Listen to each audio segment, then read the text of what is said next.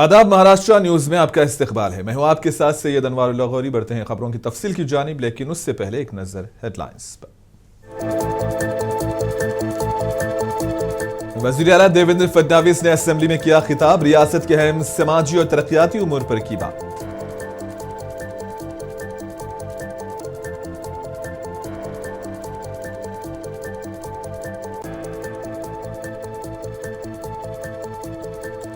NCP SCP के सरबराह शरद पवार ने मुंबई में मुनक्किदा इंस्पायर फेलोशिप तकरीब में की शिरकत, तकरीब से किया खिताब।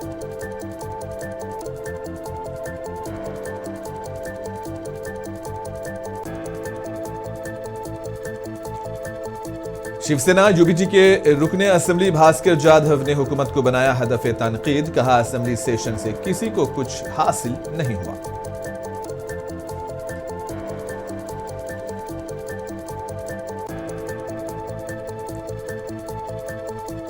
आलमी शोहरत याफ्ता फुटबॉलर लियोनेल मेसी आज मुंबई पहुंचे। मुंबई में उनका किया गया शानदार इस्तकबाल।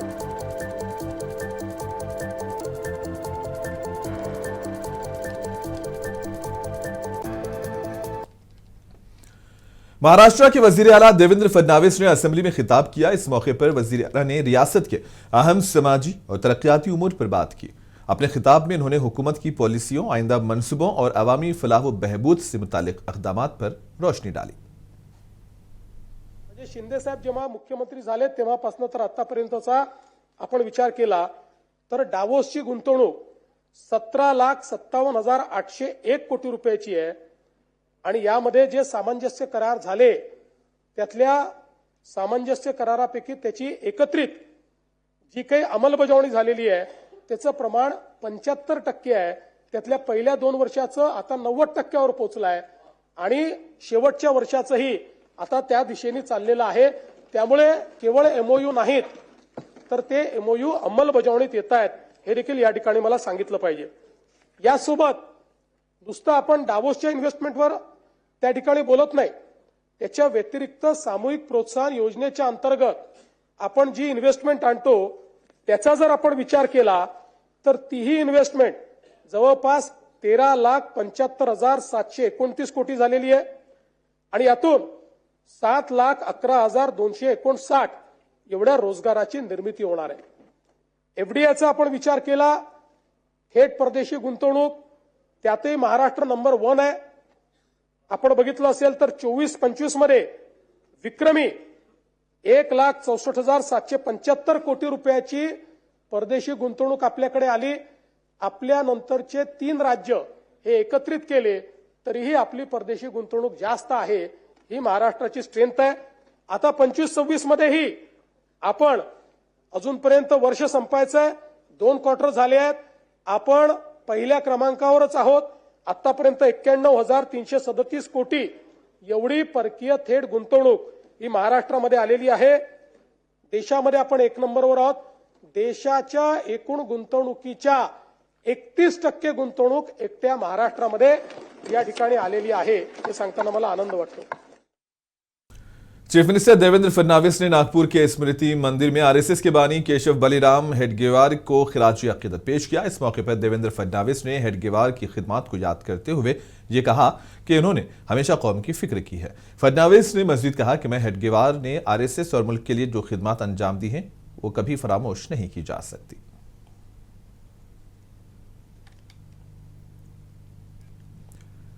Deputy chief minister Eknath Shinde ने नागपुर के स्मृति मंदिर में आरएसएस के बानी केशव बलिराम हेडगेवार को खिराजी अकीदत पेश किया। इस मौके पर मीडिया से बात करते हुए एकनाथ शिंदे ने हेडगेवार की खिदमत को भी खिराज पेश किया। इन्होंने कहा कि हेडगेवार ने हमेशा कौम और मुल्क की फिक्र की है। डिप्टी चीफ मिनिस्टर ने कहा कि आज हम उन्हें अपनी जानिब से भरपूर खिराज पेश करते हैं। आलो की नेहमी रेशीम बागमध्ये येतो आणि इथं आल्यानंतर एक राष्ट्रप्रेमाची प्रेरणा मिळते, ऊर्जा मिळते आणि मग ते घेऊन पुढे लोकसेवेचं, जनसेवेचं काम करायला बळ मिळतं। खरं म्हणजे सरसंघचालक डॉक्टर मोहन भागवत साहेब हे कडवट राष्ट्रप्रेमी, देशभक्त आणि देशाला दिशा देणारं खऱ्या अर्थाने एक मोठं व्यक्तिमत्व सरसंघचालक म्हणून नेहमी मार्गदर्शन करत असतात आणि त्यामुळे आमच्यासारख्या कार्यकर्त्याला नेहमी प्रेरणा मिळत असते आणि समाजसेवेचं बळही मिळत असतं. खरं म्हणजे 100 वर्षापूर्वी परमपूज्य डॉक्टर केशव बळीराम हेडगेवार यांनी संघाची स्थापना इथं केली. हे देखील मोठी अचीवमेंट आहे. खरं म्हणजे नागपूर ही फक्त उपराजधानी नाही आहे, तर या ठिकाणी राष्ट्रीय स्वयंसेवक संघाची जन्मभूमी देखील आहे आणि म्हणून इथं येणारा प्रत्येक कार्यकर्ता जात भाषा प्रांत याच्या पलीकडे जाऊन राष्ट्रप्रेमाची शिकवण इथून घेऊन जातो आणि देशसेवा करतो.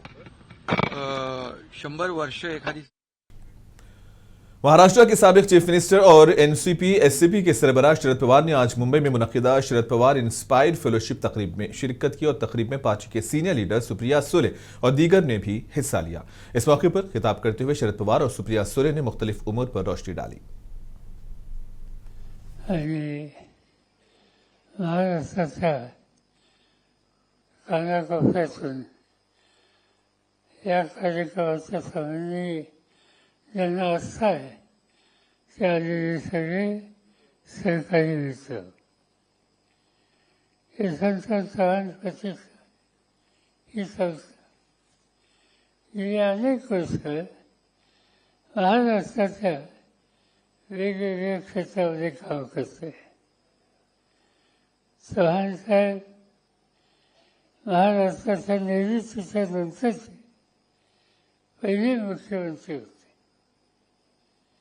हा जो कार्यक्रम आहे फेलोशिपचा, हा कार्यक्रम चव्हाण साहेबांची पार्श्वभूमी लक्षामध्ये घेऊन जाणीवपूर्वक आखलेला कार्यक्रम आहे.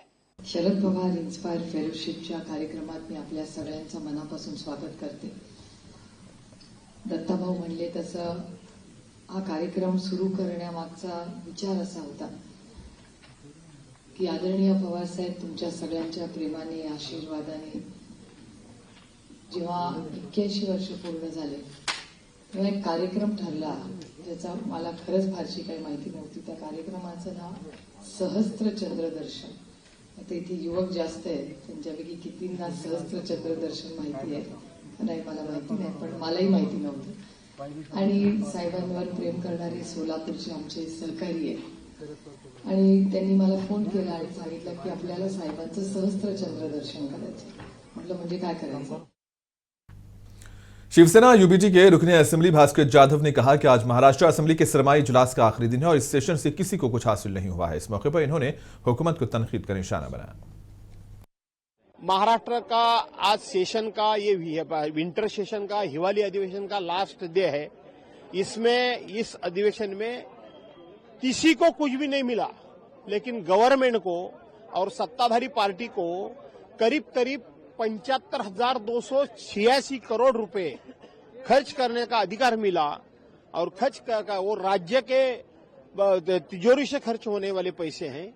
ये खर्च करके उन्हें अगले जो यहाँ लोकल सेक्टर की इलेक्शन हो जाएगी उसमें दुनिया को लोगों को पैसे बांट के सत्ता कमाने का, सत्ता मिलाने का एक मार्ग जरूर मिला. नहीं, इसके बारे में मैंने बहुत टाइम कहा है आपको कि जो लोग डेमोक्रेसी मानते नहीं, जो लोग डॉक्टर बाबा साहेब अम्बेडकर का संविधान मानते नहीं, इसीलिए वो अपोजिशन लीडर ऑफ पार्टी जिसको एलओपी कहते हैं वो देते नहीं. कांग्रेस के रुकने असेंबली अमीन पटेल ने असेंबली में महाडा MHADA में अमले की कमी का मसला उठाया है. इस मौके पर इन्होंने कहा कि मुंबई शहर में माडा तकरीबन 16,000 से इस बिल्डिंग्स के रिकंस्ट्रक्शन की निगरानी करता है और हाल ही में एक बिल्डिंग का कुछ हिस्सा गिरने की वजह से एक शख्स की मौत हुई है. इसका जिम्मेदार माडा है क्योंकि वहां अमले की कमी है. मैं आपसे 2 मिनट ज़्यादा का समय लूंगा अध्यक्ष महोदय इस लक्ष्यवेदी के लिए. अध्यक्ष महोदय, मुंबई में माडा जो है तकरीबन 16,000 सेस बिल्डिंग को जो रिपेयरिंग रिकंस्ट्रक्शन को देखता है. अध्यक्ष महोदय, ये जो डायरेक्ट प्रमोशन कमेटी है DPC 2022 से अध्यक्ष महोदय इसका पेंडिंग है। एक भी व्यक्ति को इन्होंने प्रमोट किया नहीं। अध्यक्ष महोदय, 1997 एक्ट के हिसाब से इसका प्रमोशन होता था। 25% डायरेक्ट, 25% प्रमोशनल, 10% डिप्लोमा और 40% सरल सेवा थे। अध्यक्ष महोदय, 2024 में एक फरमान लाया गया जिससे इसको रद्द कर दिया गया। गवर्नमेंट का कोई सर्कुलर नहीं, गवर्नमेंट का कोई जीआर नहीं, गवर्नमेंट का कोई ऑर्डर नहीं। माडा ने एक लेटर लिख के भेज दिया कि हम ये जो इसका एकत्रीकरण कर देंगे। अध्यक्ष महोदय, आज 2022 से लेके 2026 तक का एक भी व्यक्ति का प्रमोशन हुआ नहीं है। अध्यक्ष महोदय, आज हालत ये है कि इसका कोई डिसीजन नहीं होने की वजह से मेरा पहला प्रश्न मंत्री महोदय आपसे ये है कि टोटल कितना वैकेंसी प्रमोशन करने का बाकी है, एक प्रश्न। दूसरा प्रश्न अध्यक्ष महोदय, बार बार कल मैंने ये सदन में एक मुद्दा रखा कि एक बिल्डिंग का छज्जा गिरने की वजह से एक नौजवान व्यक्ति की मौत हो गई। इसका जिम्मेदार कौन? मैं बड़ी जिम्मेदारी से कहता हूं उसका जिम्मेदार 100% माडा, क्योंकि वहां पर ऑफिसर नहीं है। अध्यक्ष महोदय, 49 एग्जीक्यूटिव इंजीनियर का पोस्ट है, 49। आज जगह पर सिर्फ 23 है। More than 50% of the executive engineer are not there in माडा। समाजवादी पार्टी के रुकन असेंबली अबू आसिम आजमी ने असेंबली में बीएमसी में रेलवे और दीगर अराज़ियात पर बरसों से रहने वाले खानदानों को बगैर बहाली के खाली न करवाने का मुतालबा किया। इन्होंने कहा कि जब तक खानदानों को मुतबादिल रिहाइश फराहम नहीं की जाती उसको रोक देना चाहिए ताकि गरीबों को परेशानी का सामना न करना पड़े। अध्यक्ष, बीएमसी में रेलवे की जमीन हो, कलेक्टर की जमीन हो या कारपोरेशन की जमीन हो, जब सरकार ने तय किया कि 2010 अब शायद 2011 तक के झोपड़ों को लीगलाइज किया जाएगा, तो जहां भी झोपड़े हों तो जब तक अल्टरनेट जगह नहीं मिल जाती उन झोपड़ों का डिमोलिशन नहीं होना चाहिए। नागपुर में डोबी नगर रेलवे की जमीन पर 50-60 साल से लोग बसे हुए हैं और उनको बार बार उनको नोटिस दी जा रही कि आपको यहां से हटना है, आपको यहां से हटाया जाएगा, झोपड़े तोड़े जाएंगे। अध्यक्ष, जब वो लोग पुराने हैं वहां पर तो उनको सरकार जब तक उसका बंदोबस्त नहीं कर ले, चाहे रेलवे की जमीन कोई जमीन हो, उनको वहां से हटाना बिल्कुल ठीक नहीं होगा। इसी देश के रहने वाले गरीब लोग हैं। अध्यक्ष महोदय, ये CTS नंबर 71 ये डॉकयार्ड रोड के बगल में एक नया नगर है, पहाड़ है, इस पर 80 झोपड़े हैं जो 50-60 सालों से है। जब जावेद अहमद साहब हाउसिंग मिनिस्टर थे तो इन्होंने स्लम इसको डिक्लेयर किया था। रेलवे के लोगों ने 4 बार नोटिस भेज चुके हैं कि आप इसको खाली करो, इसे तोड़ना है। अध्यक्ष महोदय, इस पर सरकार थोड़ा तवज्जो दे और इनको आलमी शोहरत याफ्ता फुटबॉलर लियोनेल मेसी गोट टूर इंडिया 2025 के तहत हिंदुस्तान के दौरे पर हैं। लियोनेल मेसी आज मुंबई पहुंचे जहां उनका शानदार इस्तकबाल किया गया और इन आमद पर मद्दाहों में जोश व खरोश देखा गया। लियोनेल मेसी के दौरे के ज़िमन में सिक्योरिटी के सख्त इंतजाम किए गए हैं। ज़राए के मुताबिक लियोनेल मेसी अपने इस दौरे के दौरान मुख्तलिफ प्रोग्राम्स में शिरकत करेंगे।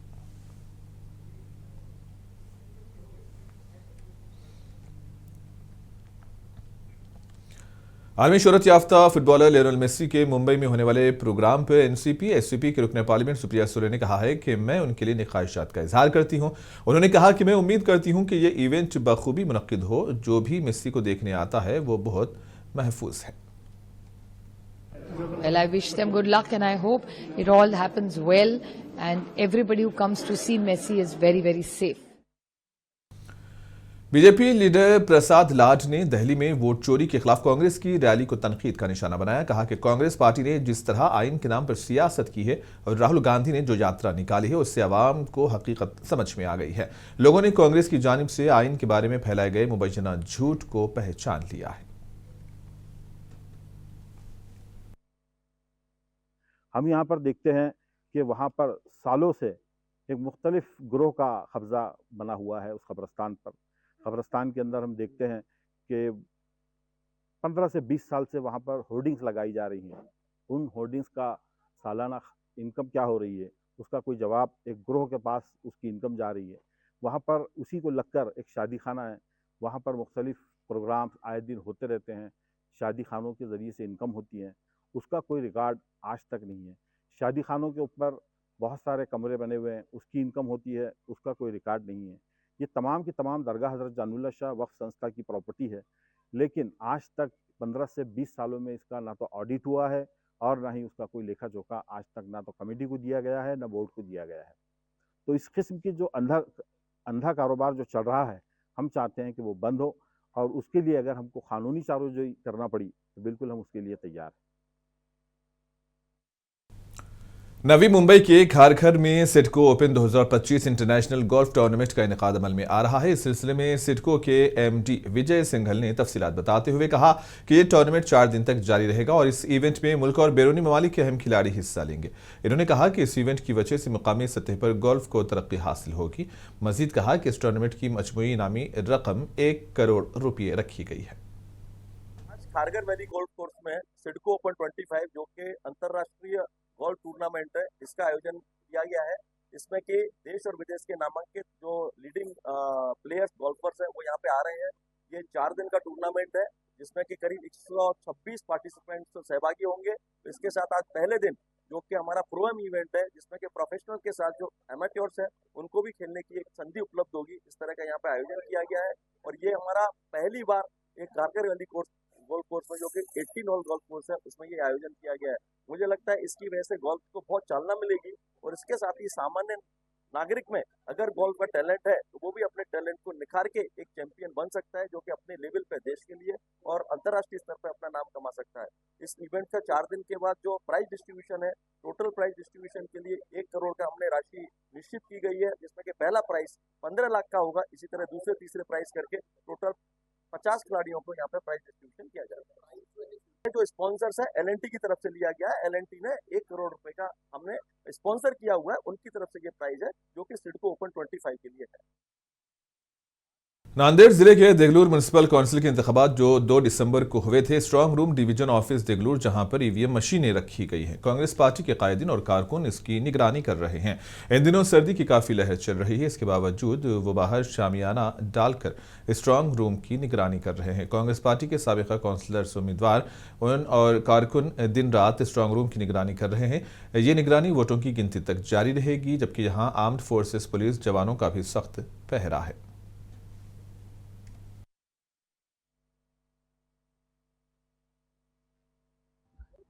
प्रभाग नंबर 2 मधून मी काँग्रेस पक्षाचा उमेदवार आहे मी आणि मी काँग्रेस पार्टीचा एक सिनियर कार्यकर्ता आहे मी।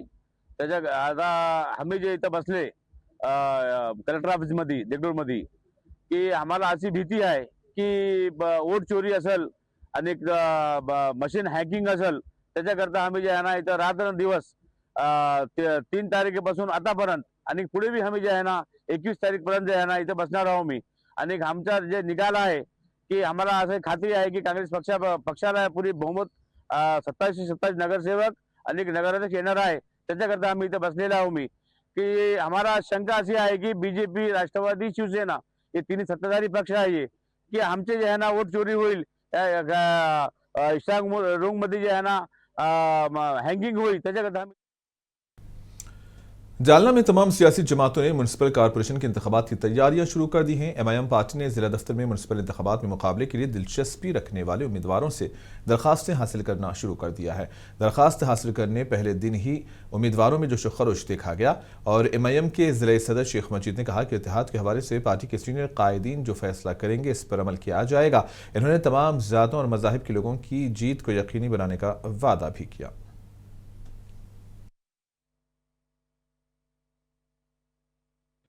महाराष्ट्र के प्रदेश अध्यक्ष तथा माजी खासदार हमारे नेता इम्तियाज जलील साहब के नेतृत्व में आज जालना शहर महानगर पालिका के इच्छुक उम्मीदवारों को अर्ज वाटप किया गया है। जैसे कि आप देख रहे हैं कि आज जालना शहर महानगर पालिका के इलेक्शन बहुत जल्द और होने वाले हैं। उसी के साथ आज जालना एमआईएम ऑफिस के ऊपर काफ़ी भारी संख्या में इच्छुक उम्मीदवार यहाँ पर आए। हमने तकरीबन उम्मीदवारों को जो है तो आज इच्छुक उम्मीदवारी का अर्ज वाटप किया है और हमें उम्मीद है कि और भी लोग जो है तो एमआईएम पार्टी से उम्मीदवारी लेना चाहते हैं, निवडणूक लड़ना चाहते हैं, तो आपके माध्यम से मैं उनको एक निवेदन करना चाहता हूं कि जो भी इच्छुक उम्मीदवार है वो जालना जिला कार्यालय के ऊपर आए और अपना इच्छुक उम्मीदवारी अर्ज यहाँ से हासिल करें। कितने जगह पर इमाम पक्ष चुनाव लड़ेंगे? जैसे कि आप जानते हैं कि जालना शहर में 16 प्रभाग है। 16 में से हमारे 12 प्रभागों का सर्वे हो चुका है और हम तकरीबन जो है तो ज़्यादा से ज़्यादा सीटें यहाँ पर जो है तो लड़ने वाले हम जालना शहर महानगर पालिका में। युति के लिए आपने प्रस्ताव दिया है या आपके पास किसी का प्रस्ताव आया क्या? हमारे पास भी बहुत से पार्टियों का युति का प्रस्ताव आया है और हमने भी कुछ पार्टियों को युति के लिए प्रस्ताव दिया है। इसका निर्णय सम्माननीय माजी खासदार इम्तियाज जलील साहब बहुत जल्द लेने वाले हैं और हमें उम्मीद है कि तमाम सेकुलर जहन के लोगों को हम साथ में लेकर जालना शहर महानगर पालिका लड़ना चाहते हैं। क्यों कि भाजपा और शिंदे सेना को सत्ता से दूर रखना ही जो है तो हमारा पहला मकसद है। अच्छे उम्मीदवारों को उम्मीदवारी मिले और ज़्यादा से ज़्यादा समाज के उम्मीदवार जालना शहर महानगर पालिका में चुनकर जाए, ये हमारा मकसद है। इसलिए तमाम सेकुलर जहन रखने वाली पार्टियों से हमारी बातचीत भी मुआशरे में बढ़ती हुई मनशियात की लानत को मद्देनजर रखते हुए दावत इस्लामी इंडिया के फलाही शुबे गरीब नवाज रिलीफ फाउंडेशन की जानिब से पूरे हिंदुस्तान में से नो टू ड्रग्स मनशियात मुखालिफ मुहिम के तहत जलगांव शहर में एक अवामी बेदारी प्रोग्राम मुनक्किद किया गया। इस मुहिम के तहत 13 दिसंबर को शहीद अब्दुल हमीद चौक तांबापुर में एक प्रोग्राम मुनक्किद हुआ। इस प्रोग्राम में मेहमान खुसूसी के तौर पर जलगांव के sub divisional police officer Nitin Ganpure ने शिरकत की। इस मौके पर मुंबई रीजन के जिम्मेदार प्रोफेसर आरिफ अत्तारी और दीगर ने मुआशरे पर मनशियात के तबाहकुन और मनफी असरात पर रोशनी डाली।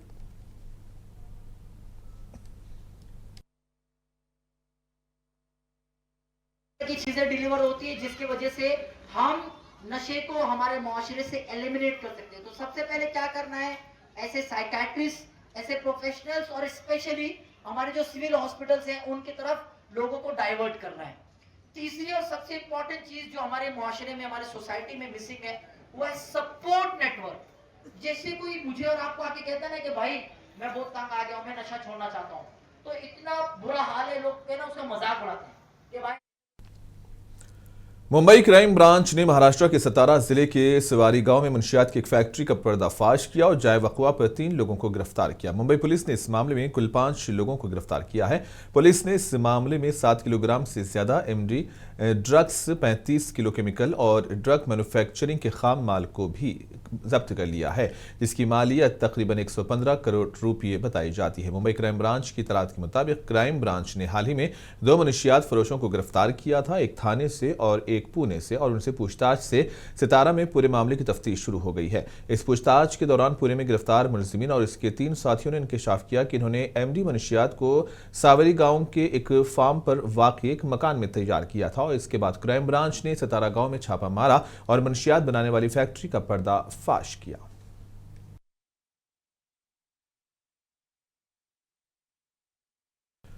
महाराष्ट्र के कल्याण सिंडिकेट कॉम्प्लेक्स में रैपिडो मोटरसाइकिल ड्राइवर ने एक नौजवान खातून के साथ ज्यादती की कोशिश की है और इतलात के मुताबिक नौजवान खातून जिम जाने के लिए रैपिडो बाइक बुक करवाई थी, लेकिन ड्राइवर से उसे जिम ले जाने की बजाय नामालूम मुकाम पर ले गया और उसके साथ ज्यादती की कोशिश की। ताहम खातून ने हिम्मत से अपना दिफा किया। इस वाक़े का इल्म होने पर मुकामी शहरियों ने रैपिडो ड्राइवर को जदोकोब किया। इत्तला मिलने पर पुलिस मुकाम वाक़े पर पहुंची और उसे हिरासत में ले लिया।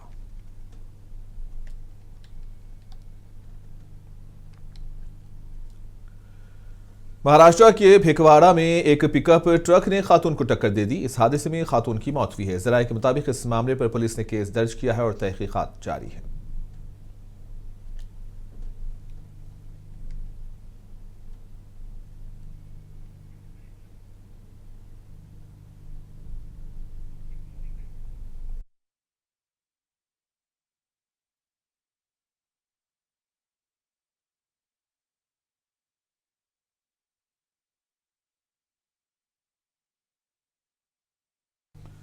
और इसी के साथ ही खबरों का सिलसिला यहीं पर इख्तिताम पजीर होता है। दीजिए इजाजत, आदाब।